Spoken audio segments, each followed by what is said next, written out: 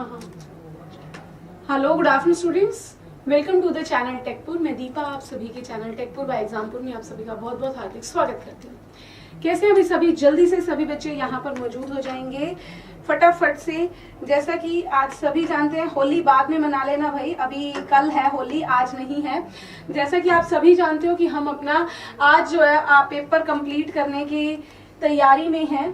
हम जल्दी ही ये अपना हमने कल तक जो है वो 79 तक, कल हमने ये देखो यहाँ तक परमिले की बात कर ली थी, 79 तक हमने बात कर ली थी। आज जो है वो हमारा क्वेश्चन नंबर 80 जो हमारा आज का रहने वाला है, 80 से लेकर आज हम अपने कोशिश करेंगे, यदि आप लोगों ने थोड़ा सा साथ दिया तो 80 से 100 तक ये क्वेश्चन हम क्या कर देंगे, कंप्लीट कर देंगे, और जिससे कि ये हमारा पेपर जो है कंप्लीट हो जाएगा। ठीक है भाई, चलो यहाँ पर सबसे पहले क्वेश्चन नंबर 80 से ही शुरुआत करनी है आज। तो क्वेश्चन नंबर 80 का यहाँ पर सभी बच्चे जवाब दे देंगे कि तत्व जिसकी पारगम्यता इसके मुक्त स्थान की तुलना में कम होती है, बताएं कौन सा होता है। कौन सा ऐसा मटेरियल है, कौन सा ऐसा एलिमेंट है जिसकी परमिएबिलिटी उसके फ्री स्पेस की तुलना में कम है, यानी कि जिनकी परमिएबिलिटी कम होती है, आपको वो बताने हैं।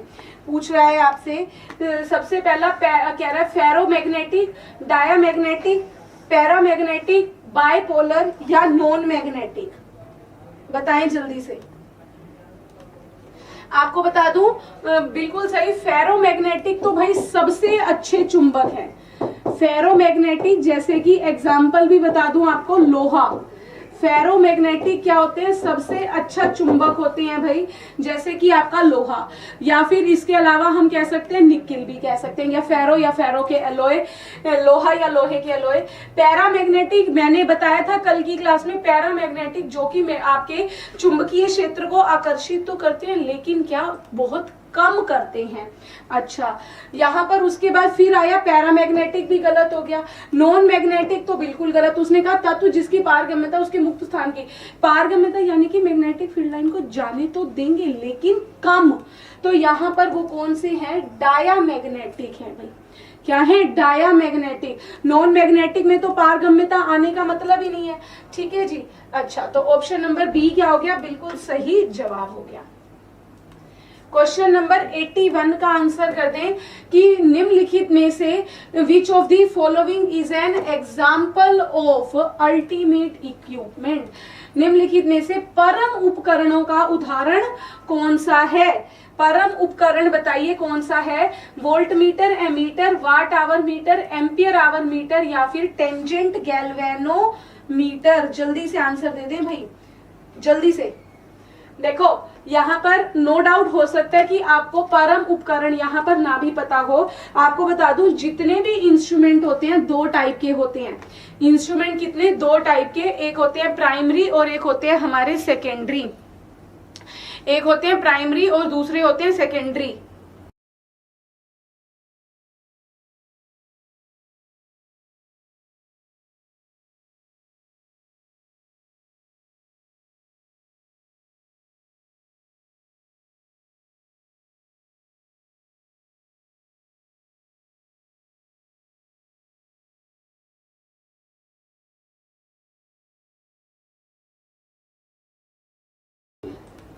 और एक सेकेंड,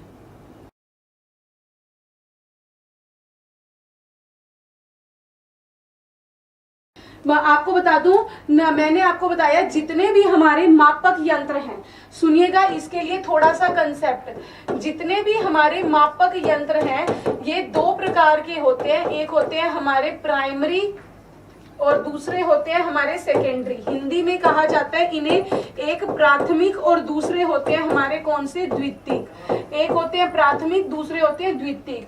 प्राइमरी, इन्हीं प्राइमरी को ही हमारे परम उपकरण कहा जाता है। परम यानी कि जो अपने आप में पूरे होते हैं। अच्छा, अब volt meter, ammeter, watt hour meter और एम्पियर आवर मीटर, ये चारों की चारों क्या है भाई, आपको बता दूं प्राइमरी इंस्ट्रूमेंट्स वो होते हैं जो आपकी क्या करते हैं कि आपके सिर्फ और सिर्फ किसी इलेक्ट्रिकल क्वांटिटी की होने को दर्शाएं, जो आपको सिर्फ ये बताते हैं कि क्या यहाँ पर आपका करंट या वोल्टेज या कुछ भी जो इलेक्ट्रिकल है वो पावर है भी या नहीं है।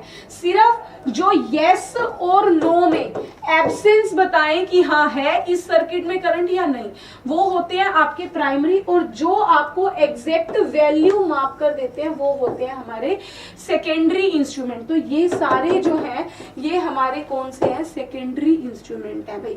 वोल्ट मीटर भी एग्जैक्ट वैल्यू बताता है, वोल्टेज माप के देते हैं। एमीटर भी, watt hour meter, watt hour एक एनर्जी मीटर है। एम्पियर आवर मीटर भी आपका क्या है जी, एम्पियर आवर भी आपका टाइम आ जाता है जहां पर वो एनर्जी मीटर में काउंट होता है। लेकिन tangent galvanometer, D R snowball galvanometer हो चाहे टेंजेंट गैल्वेनोमीटर हो, गैल्वेनोमीटर सिर्फ और सिर्फ हमें क्या करता है, सर्किट के अंदर करंट के होने या ना होने को दर्शाता है। तो ऑप्शन नंबर ई जो है यहाँ पर क्या हो गया, बिल्कुल सही जवाब हो गया। ठीक है जी, next question number 82, What is inversely proportional to permeability? Permeability का व्युत्क्रमानुपाती क्या होता है, आपका रिलक्टिविटी, सस्पेक्टेबिलिटी, परमिटिविटी, कंडक्टेंस या रिएक्टेंस, बताएं जल्दी से, जल्दी से यहां पर बताइए। परमिएबिलिटी का उल्टा क्या होता है, परमेबिलिटी का उल्टा, परमेबिलिटी का मतलब होता है कि जो आपकी मतलब मैंने बताया भी था कि परमेबिलिटी जो अपने में से मैग्नेटिक फील्ड लाइंस को पास होने दे। रिलक्टिविटी बिल्कुल सही जवाब, बहुत अच्छे। रिलक्टिविटी क्या होता है, उसका उल्टा, कि रिलक्टिविटी आपकी मैग्नेटिक रेजिस्टेंस, मैंने बताया भी था एस से इसको नोट किया जाता है। ये क्या करती है, मैग्नेटिक फील्ड लाइंस को, मैग्नेटिक फ्लक्स को इस्टेब्लिश नहीं होने देती। परमेबिलिटी जाने देगी, रिलक्टिविटी रोकेगी। तो क्या हो गए, दोनों एक दूसरे के उल्टे। ठीक है जी, याद रखना। एक छोटा सा न्यूमेरिकल यहां पर बात कर लेते हैं क्वेश्चन नंबर 83 में। यहां पर क्या कह रहा है कि यदि कोई कैपेसिटर आपका 0.24 कूलाम का चार्ज लेके जाता है 10 वोल्ट पर, तो उसकी कैपेसिटेंस बता दीजिए क्या होगी। सी का आपको फॉर्मूला बताना है, बताएं जल्दी से क्या होगा। आपको पता होना चाहिए यहाँ पर कि Q is equal to CV होता है। Q is equal to CV, तो यहां से C क्या बन गया भाई, आपका Q बाय V बन गया। आपको Q यहां पर क्या दिया हुआ था, Q उसने क्या दिया था 0.24, वोल्टेज कितनी 10 दे दी, तो ये क्या बन गया 0.024 फेराड। फेराड क्या होती है, आपकी कैपेसिटेंस की यूनिट। तो ऑप्शन नंबर ए गया बिल्कुल सही जवाब। देखो यहाँ पर कोई अगर कंफ्यूज हो रहा हो ना, मैडम CQ बाई V होता है, V बाई Q होता है, क्या होता है क्या नहीं। देखो बेटा आपको बताऊं 0.24 और 10 दिया था, 0.24 का किसी से भाग उल्टा करोगे तो भाई ये 1.2 भाग करोगे या गुणा करोगे तो इनमें से आपका B C D में से तो आने का कोई मतलब ही नहीं बनता, A या E बनेगा। और ये एग्जैक्ट इस फॉर्मूले को याद रखना पड़ेगा। छोटा सा कॉन्सेप्ट लगना था यार, बहुत छोटा सा है। एक और छोटा सा न्यूमेरिकल बताएं जरा, क्या कहता है कि इफ द 10 माइक्रोफेराड के कैपेसिटर को कनेक्ट किया गया है सीरीज में, what is the same capacitance value. यदि 10 माइक्रोफेराड कैपेसिटर श्रेणी में जुड़े हैं, एक मिनट सुनिएगा, यदि 10 माइक्रोफेराड कैपेसिटर श्रेणी में जुड़े हैं तो समान धारिता, ये क्वेश्चन आपका इनकम्प्लीट है भाई। इसमें ये बताना है कि कितने कैपेसिटर, चलो ये इनकम्प्लीट है, इसको छोड़ दीजिए।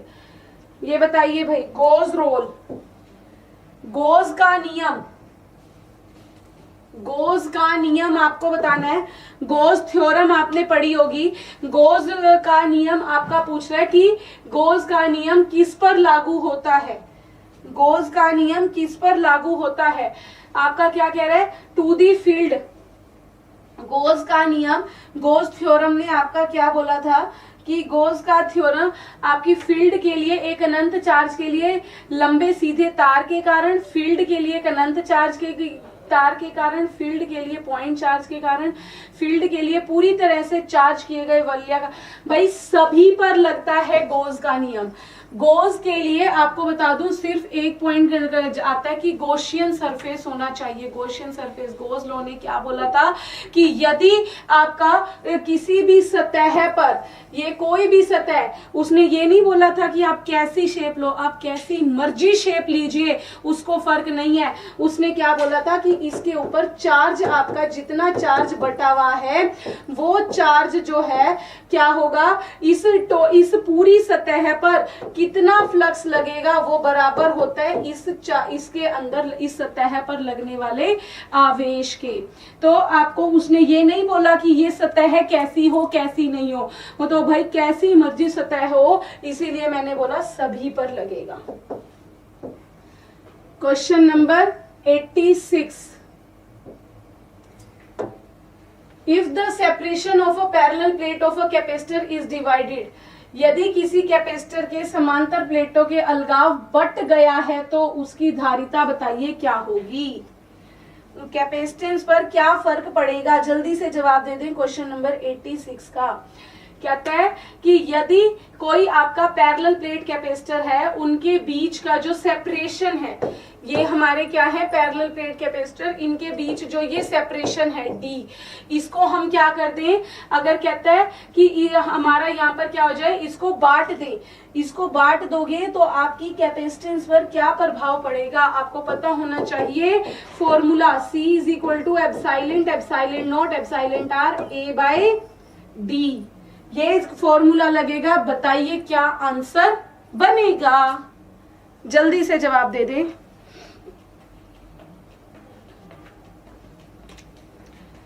C is equal to epsilon epsilon naught epsilon r, ये ऐसे भी आ जाता है, एप्साइलेंट नॉट एप्साइलेंट आर को खाली एप्साइलेंट लिखा जाता है। A बाई डी, एप्साइलेंट होता है परमिटिविटी जी, याद रखिएगा। इलेक्ट्रिसिटी में, कैपेसिटर में ये डाइलेक्ट्रिक कांस्टेंट कहलाता है, और वैसे परमिटिविटी भी कहा जाता है इसको, और म्यू आर होता है परमिएबिलिटी। तो यहाँ पर उसने बोला था कि कैपेसिटर, यहाँ पर प्लेटों के बीच में जो गैप है यानी कि डी, वो बट जा रहा है यानी कि घट रहा है। तो भाई ये घटेगा, इसको आप बांट दोगे, अगर आधा कर दे रहे हो तो ये ऊपर आ जाएगी, ये क्या हो जाएगी, कैपेसिटेंस 2 गुना हो जाएगी, क्योंकि इनवर्सली प्रोपोर्शनल है। Option number B is the right answer. Next 87 question number का जवाब दे दें। बताइए जरा, उस समय जब फ्यूज लिंक को गलाया गया है, उससे लेकर ओवर करंट में व्यवधान डाला जाता है, तब तक के समय को की मात्रा क्या कहलाती है। अब आपसे यहाँ पर फ्यूज के टाइम इंटरवल की बात कर रहा है, क्या कह रहा है कि वो टाइम बताइए जितने के लिए fuse link is broken to the time the over current is interrupted. उस समय को क्या कहा जाता है कि जब फ्यूज लिंक को गलाया गया है, क्यों, क्योंकि उसमें से ओवर करंट आ गया है, ओवर करंट में व्यवधान डालने के लिए। बताएं, arcing time, clearing time, melting time, starting time या time of carelessness. Time of carelessness तो भाई देखो कुछ होता ही नहीं है हमारे फ्यूज के अंदर, वो जो है वो हमारा क्या कहलाता है, आर्किंग टाइम लगा कहलाता है कि कितनी देर के लिए हमारी चिंगारी लगी है। जितनी देर के लिए, भाई आपको सिंपल सी बात है, जब आपका फ्यूज एलिमेंट क्या होता है, पिघलता है, फ्यूज एलिमेंट आपका पिघलता है ओवर करंट आने की, ओवरलोड होने की वजह से, ओवर करंट आने की वजह से जितनी देर तक आपका फ्यूज एलिमेंट पिघला रहता है उतनी देर के लिए उसके अंदर स्पार्क प्रोड्यूस हो जाता है, वो चिंगारी लगती है, और वही जितनी देर के लिए आपकी चिंगारी लगी हुई है कि आपका ये ओवर वोल्टेज ओवर करंट आपने कम नहीं किया, उतनी देर के लिए वो टाइम पीरियड क्या कहलाता है, आर्किंग टाइम कहलाता है। ठीक है, एक नेक्स्ट 88 क्वेश्चन नंबर का और आंसर दे दें। किसी उपभोक्ता का संपर्क किया गया लोड 3 किलोवाट है और उसकी अधिकतम मांग, ये आपका economic of power generation power plant का क्वेश्चन है भाई। उपभोक्ता का डिमांड फैक्टर आपको बताना है कितना होगा, यहाँ पर डिमांड फैक्टर बताना है जी क्या होगा, जबकि आपको उसका कंज्यूमर का कनेक्टेड लोड बोल रहा है 3 किलोवाट का है, और मैक्सिमम डिमांड जो है वो आपको 1.5 किलोवाट की दी हुई है। बताइए जरा,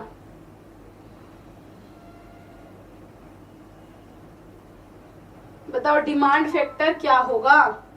यहाँ पर डायरेक्ट न्यूमेरिकल आते जरूर है, लेकिन बहुत आसान आते हैं, तो घबराने की जरूरत नहीं है। बताएं जरा क्या आंसर बनेगा डिमांड फैक्टर का।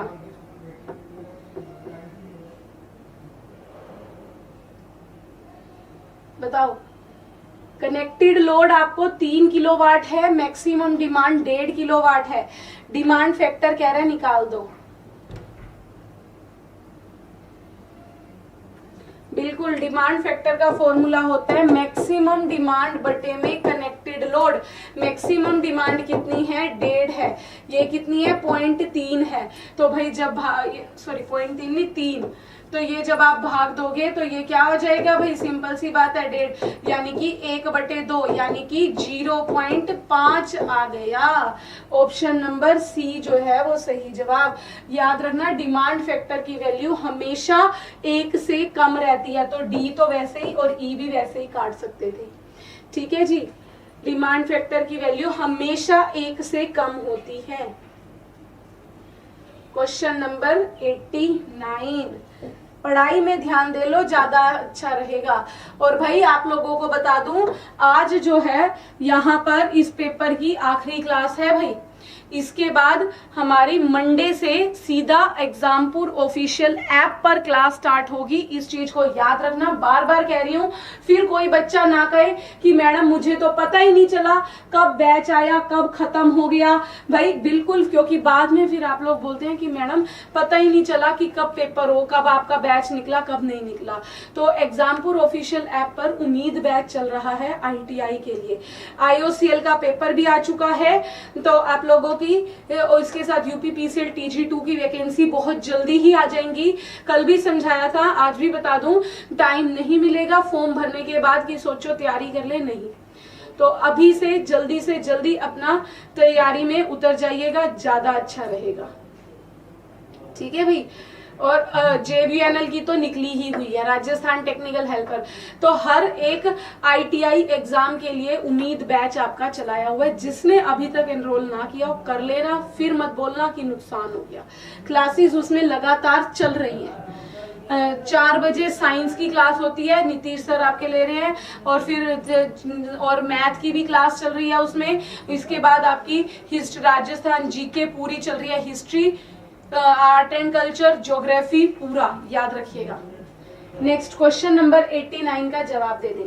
किसी ट्रांसमिशन लाइन के समान सर्किट में धारिता के कारण बताएं जरा क्या है। Capacitance in a circuit similar to transmission line is due to. Transmission line में कैपेसिटेंस किस किस वजह से आती है, जल्दी से जवाब दे दें। किस वजह से? आपके current in the line, current की वजह से, पोटेंशियल में डिफरेंस आने की वजह से, लीकेज करंट की वजह से, तो भाई चार्जिंग करंट आपका डेवलप होता है, तो वो तो नहीं है। प्रेजेंस ऑफ मैग्नेटिक फ्लक्स, भाई के ट्रांसमिशन कैपेसिटेंस का मैग्नेटिक फ्लक्स से कोई लेना देना नहीं। सी भी गलत, डी भी गलत, ई भी गलत। तो बताएं अब क्या बचेगा।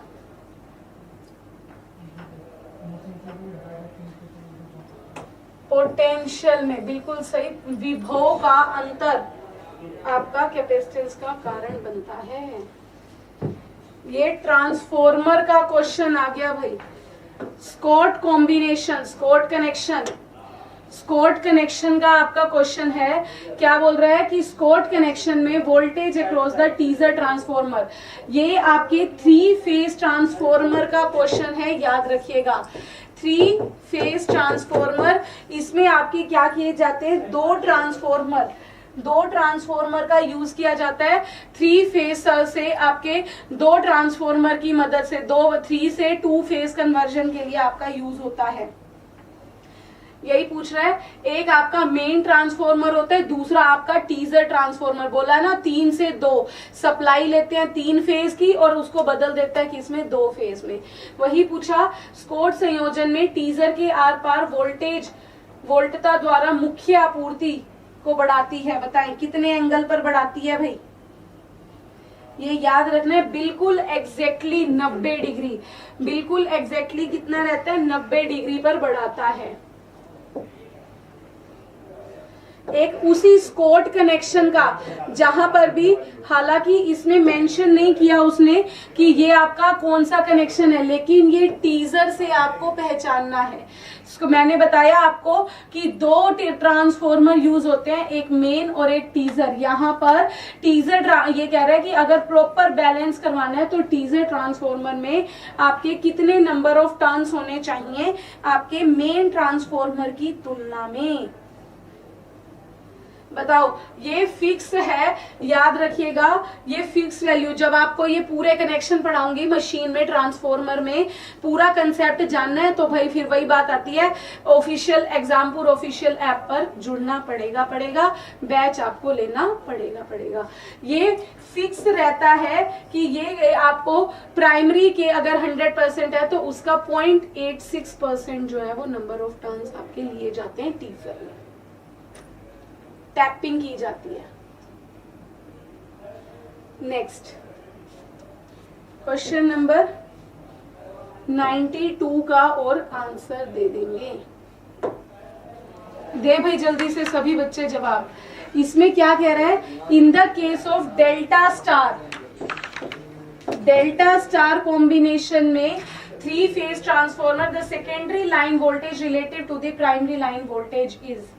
यहाँ पर आपको बताना है, त्रिकला प्रणाली में डेल्टा स्टार संयोजन की स्थिति में प्राथमिक लाइन वोल्टेज के सापेक्ष में द्वितीयक लाइन क्या होगी, यानी कि ये आपकी प्राइमरी, ये आपकी सेकेंडरी। अब आपको बताओ कि लाइन वोल्टेज में दोनों में क्या संबंध बनेगा,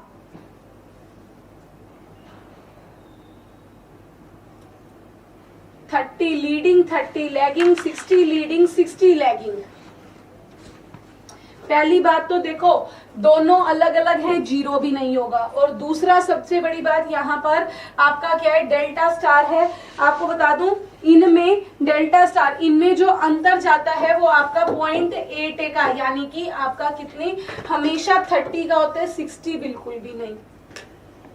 अब ये बताना है लीड करेगा या लैग करेगा, लीड करेगी या फिर लैग करेगी, लीड करेगी भाई, बिल्कुल सही। यहाँ पर अगर स्टार डेल्टा होता तब भी फेज डिफरेंस आता, फेज शिफ्ट आती, 30 डिग्री की आती, लेकिन इसके लिए क्या हो जाता, 30 डिग्री लैगिंग, 30 डिग्री लैगिंग हो जाता भाई। एक नेक्स्ट क्वेश्चन और बता दो भाई, क्वेश्चन नंबर 93 का आंसर दे देंगे सभी बच्चे।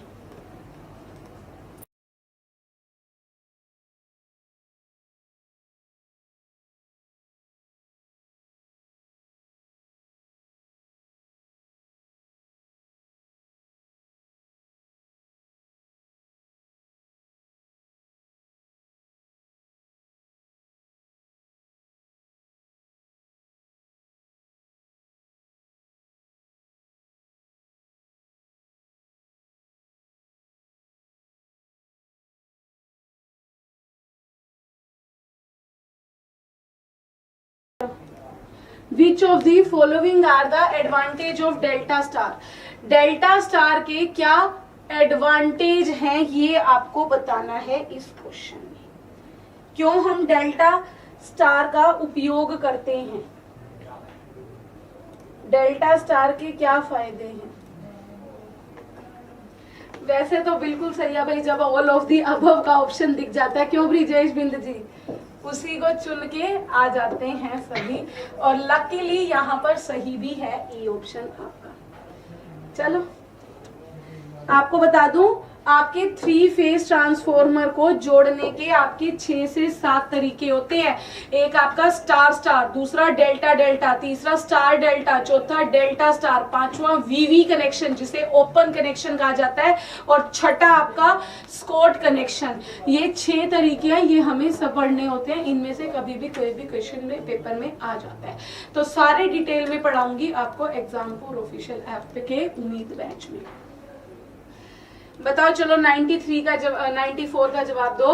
कहता है कि total voltage in the local circuit of the secondary of the transformer in Sumpner test. अब ट्रांसफॉर्मर की टेस्टिंग की बात कर रहा है, संपनर टेस्ट पर आ जाता है। संपनर जिसे बैक टू बैक टेस्ट भी कहा जाता है। इसमें आपके 2 ट्रांसफॉर्मर एक बैक टू बैक अवस्था में एक के बाद एक चलाए जाते हैं, यानी कि एक का आउटपुट दूसरे के इनपुट में दिया जाता है। तो आपसे वही पूछ रहा है कि इस संपनर टेस्ट में आपके द्वितीय आपसे पूछ रहा है कि टोटल वोल्टेज कितनी होगी, equal to 0, double the EMF induced in the E circuit. बिल्कुल सही, 0 के बराबर। यहीं पर हमें ऑप्शन मिल गया। सम ऑफ दी वोल्टेज हम क्या लेके चलते हैं, तो अपनी 0 लेके चलते हैं। अगर 0 नहीं है इसका मतलब आपके ट्रांसफॉर्मर की टेस्टिंग में गड़बड़ है, ट्रांसफॉर्मर गलत है। एक और क्वेश्चन नंबर 95 का आंसर दे दें। What is the primary cause of slanting in a transformer. परिणाम मित्र में स्लैंटिंग का प्राथमिक कारण क्या है।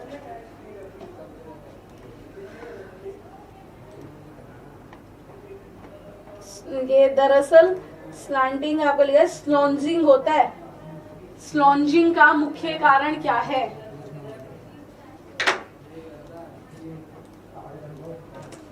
बताएं जल्दी से। स्लॉन्जिंग, स्लॉन्जिंग का ट्रांसफॉर्मर में क्या मेन रीजन है।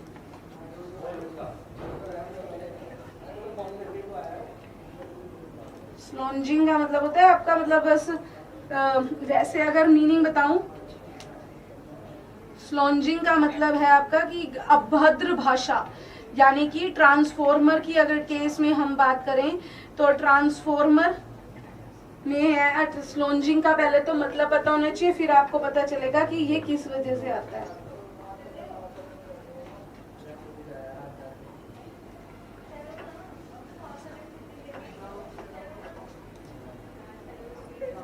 बताओ स्लॉन्जिंग का कारण क्या होता है भाई।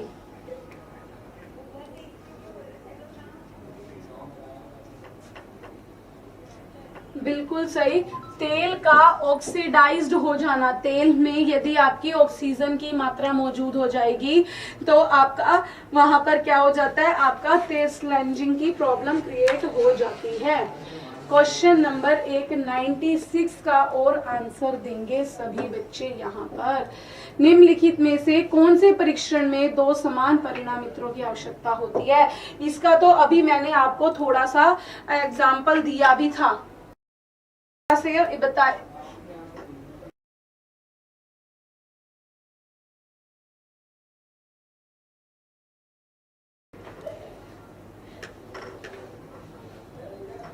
बताओ जल्दी से, आपका किस में 2 टेस्ट अभी मैंने बताया था। आपकी ट्रांसफॉर्मर की टेस्टिंग में क्या होता है, एक ओपन सर्किट टेस्ट होता है, एक शॉर्ट सर्किट टेस्ट होता है, जो कि आपके ट्रांसफॉर्मर के पैरामीटर और लॉसेस का पता करने के लिए, और एक होता है कि ट्रांसफॉर्मर के अंदर टेम्परेचर लिमिट का पता करने के लिए कौन सा back to back Sumpner back to back test का उपयोग किया जाता है। क्वेश्चन इसका हो गया ए ऑप्शन बिल्कुल सही। ठीक है जी, ओपन और शॉर्ट में तो एक ही में होता है। चलिए इसके बाद क्वेश्चन नंबर 97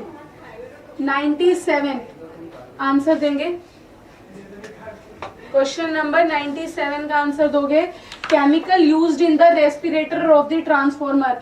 रेस्पिरेटर का मतलब होता है, आपको बता दूं यहाँ पर रेस्पिरेटर का मतलब आपका यानी कि श्वसन नली, आपके श्वसन नली से संबंधित है, श्वसन नली से संबंधित है। और बिल्कुल सही, हमारा ट्रांसफॉर्मर की श्वसन नली से संबंधित है सिलिका जेल। इसका कलर अगर चेंज होता है, सिलिका जेल आपका क्या करता है, यदि अगर ये आपका शुरुआत में ब्लू रंग का है तो बिल्कुल बढ़िया, फिर अगर मॉइस्चर एब्जॉर्ब करता है तो ब्लू से वो आपका फीका फीका लाइट ब्लू होते होते वो आपका फाइनली किस पे आ जाता है, आपके पिंक पे आ जाता है, तो वो बिल्कुल खराब हो जाता है। ये आपका 98 क्वेश्चन नंबर जो है ये आप लेंगे अपने होमवर्क के तौर पर भाई, होमवर्क के तौर पर। अब सुनिएगा, इस क्वेश्चन का आंसर जो है वो आप लोग मुझे सभी ऑफलाइन कमेंट करके तो देंगे ही। अब गाइस मैंने पहले भी बताया था, बार बार बता देती हूँ, जो बच्चे अब जुड़े हों उनसे उनको बता दूं, अब जो ये क्लास है ये पेपर हमने कर दिया लगभग कंप्लीट। तो भाई अब आपसे मुलाकात होगी मेरी सोमवार सीधा एग्जामपुर ऑफिशियल ऐप पर, याद रखिएगा एग्जामपुर ऑफिशियल ऐप पर आपसे मेरी मुलाकात होगी।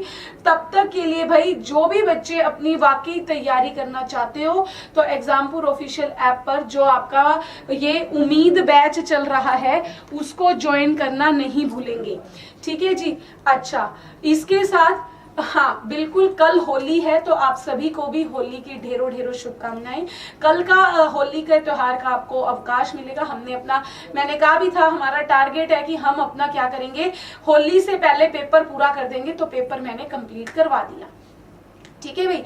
अपनी होली सुरक्षित साफ सुथरी ध्यान से होली भी मनाइएगा और उसके बाद तुरंत जुड़ जाएंगे एग्जामपुर ऑफिशियल ऐप पर, ताकि क्लासेस पढ़ाई का भी हर्जा ना हो। तब तक के लिए अपना ध्यान रखिएगा और बहुत बहुत शुक्रिया।